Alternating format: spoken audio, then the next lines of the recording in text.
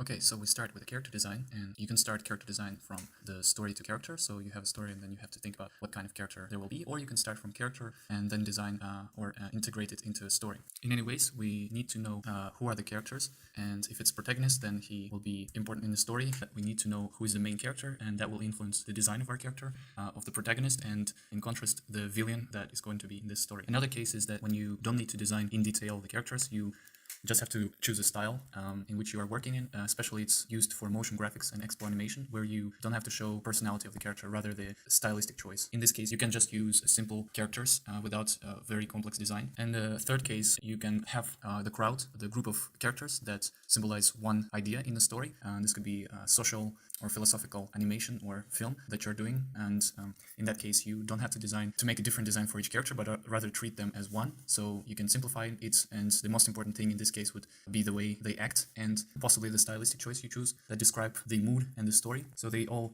in total they symbolize a certain idea. You first need to start up with internal features of that character, because those internal features will influence external features and help you to find certain reference. So you start up with describing who is that character and try to find the distinctive features of that character in relation, for example, to other films where that similar character is used. So in my case, I start up with a character going into the story. So I started up with thinking about what kind of character I would like to design, and I decided that I will choose something interesting. So I chose hybrids of a bird and human. So I thought this will be visually interesting, but there might be many different kind of design that I can make out of it. So I have to be specific about it. So I had to choose characteristic or the thing that described this character. And I thought that maybe the hobby of being a musician might help me to find out what might be the story behind this character. You also have to know or to describe your character in terms of his internal characteristics, like is he stupid or is he dork and nerd, and those type of things will help you to find specific references that will help you to design your character. And that is very important to do at the beginning stages, instead of relying on the voiceover or somebody else telling behind the curtain that this character is silly and not showing it visual. We need to always be visually clear about it in our character design. So right now I'm left with just a short description of the character, so I need to find out more reference online, which can help me to find out the backstory of the character, maybe something with the keys of a musician or a bird, and finding some different visually stimulating images, references that might give me some idea of what this character might be. Okay, so after searching for the references, I found out several images that made me think that probably there's a backstory behind it, and possibly it's a bird, a musician bird that is very young, and he came to being famous at the young ages based on his performance. So he was probably reluctant when he was performing, and but the main problem is that he is only feeling himself relaxed on the stage after he drinks too much. So basically he acts strange, weird, but people like it, and he acts cool because of that. So this might be some kind of backstory of things that might help me to design the character and make him more specific, more interesting. So now I'm going into more visual research, and I'm searching for character design work that already been done by other artists online, and more specifically the bird character design as it's my focal point. And I'm searching for all different kind of styles, because I'm not quite sure about what's the style that I'm going to use. So I have to look for different things and trying to think whether I can do that and it will work in the final project, in the animation. And not every design will work. You have to think, will it be possible to animate it?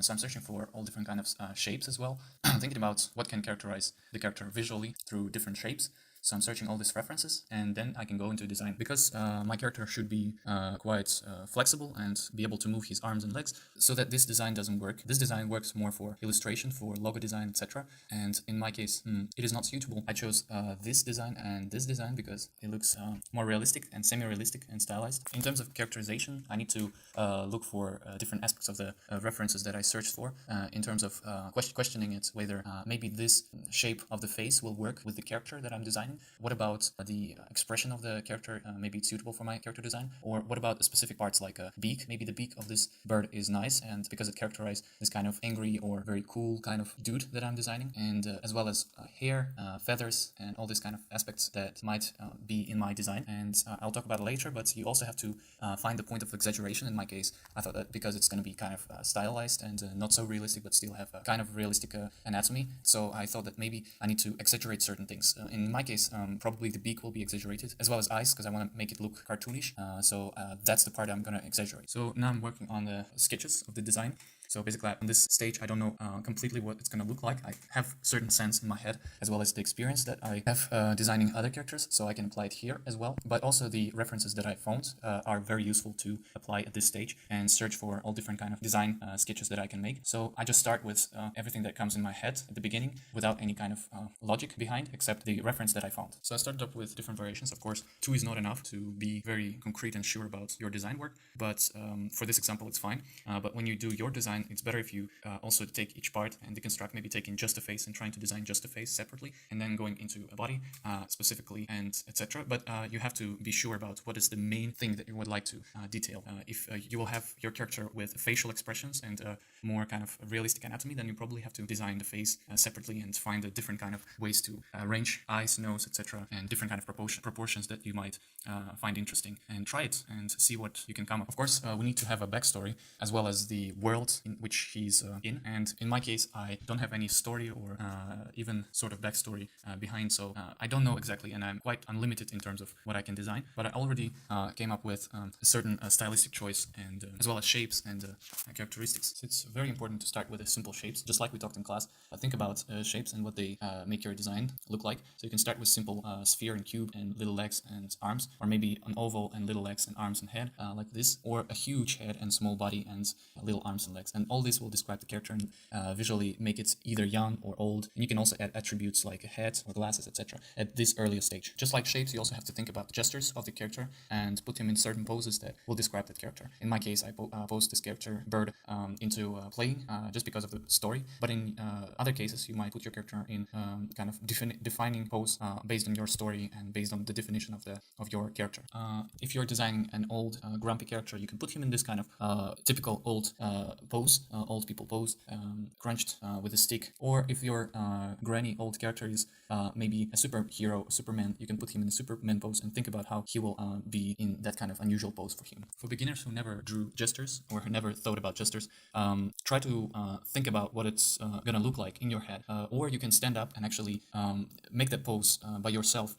For example, stand in that superhero pose or jump and think about what kind of feelings you have, what kind of body parts are moving and in which position, etc. And then try to apply it to your gesture drawing, because it really helps to have a sense of what different body parts are doing and how they move, and then apply it to your character. And you can also go to Pinterest or other websites where you can find for images, and you can search for gesture poses, the poses of I don't know, if you're designing a belly dancer, then probably you will search for belly dancers poses and find for different poses that you might like, and try to capture the gestures using this kind of simple line work. And of course, at the beginning, you might find that probably the proportions of the drawing that you do is not correct, but think rather more about the gestures, the lines, instead of the proportions. So think about whether this line is defining the pose or not.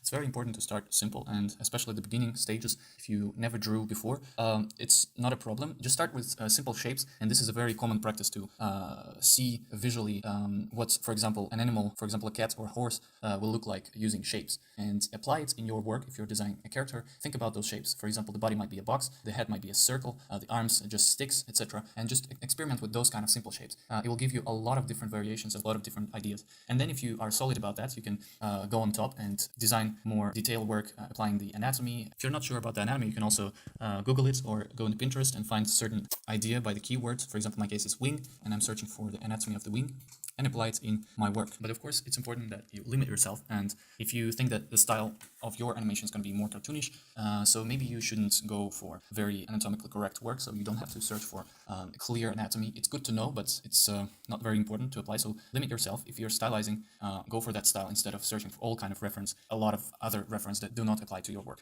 So you start up with building a backstory, and when you have that solid, when you know for sure what kind of story there will be, if you're going traditional from story to character, when you know exactly what your story is, you can always constantly check if the references that you're searching for apply to that story and if it's useful in your case or not. The environment will also influence your character design, so you have to think if it's the character from underground or from the Mars or from the space, or he's an alien from other planets, etc. You always have to think about why are you doing this character design, for whom, who is it aimed at. So think about the answers to those questions, because it will influence the character design decisions that you will do, whether it's a character design for kids or it's a character design for adults, for film, etc. When you're doing your research, character design research, think about what kind of variations, possible variations of the character you can make. Of course, you can sketch all different kinds of things, but also use your reference and think about what are the parts that are exaggerated, or possibly the proportions that are used in this specific reference, and why do you find it interesting and useful for your project. Is it because it looks cartoonish, and why does it look cartoonish? Is it because his eyes are huge and the nose is small, or maybe there's some proportion differences? All those decisions might help you to design your character and be more concrete about how you're going to design it. If you are going into more final stages and you are designing actually colors of the character and certain attributes of the character, you will need to think about how that color will influence the audience, and whether this color describe or applies and looks correct on this character. References might help you in that sense as well, but also your own experience and your own perception of the character will help you to find the more true colors, correct colors for your character. It is very important that your character design work really gives a sense of who the character is, his internal features. And sometimes it's really hard to show his internal features unless you pose this character. So you can choose certain poses that are useful for the character design. For example, posing him playing guitar on the stage, or posing him into a superhero pose that will describe the character, and try to find those poses and apply them to your character design and see whether you can describe that character using that pose. You can also make a facial expression spreadsheet that is widely used when you design your character and you want to know exactly what's going to be the limits of your character facial expressions. If you want to make it more cartoonish, you want to really have a sense of how he's going to smile, for example, and look cartoonish, or how he's going to be sad, etc. And all of those expressions might help. If you draw them, it will help the guy who is modeling that character, or who is animating that character, because he will pose based on your drawings. When you start up with designing a character, you have to describe your character, and I would recommend you to do at least 5 sentences where you talk about your character and who he is, his backstory, and you can include these items in your character description. You can include the name of the character if you are solid about that, and the name can actually influence certain characteristics of the character. Of course, it's not very important in this description, but maybe if, for example, you are quite relevant to that name, if, for example, name James gives you some kind of external features in your head that you might apply to your character, it's very useful to find a name appropriate for the character, and maybe you will design your character a little bit easier and more correct based on that name. You also have to think about internal features, and this is very important because if you, for example, put your character in certain conflict, you have to know what kind of reactions will be based on that conflict and based on his characteristics, how he's going to react to that conflict. And you want to put him in a conflict that's relevant to that world, relevant to a certain story, backstory of that character, because it might be useful also in the production phase when the character is going to be in that conflict. Your character will need to be designed in a way that describes his inner self and his internal features. So you would like to put him in a conflict that will help you to find a certain design decisions of that character. You need to think about flows and unique things about character. It might be just a simple pirate, but what describes your character? What kind of distinct features of that character might be? What are the unique things that will describe him and separate from all the other pirates that were designed by other designers? So you have to think about that, as well as whether your character is evil or he's good. And you also have to include a world description in your character design description phase. So you need to include where this character is from. Is he from future, or is he from past? Is he from underground or underwater, or from outer space? Those description will influence what kind of attributes or what kind of design will be on your character.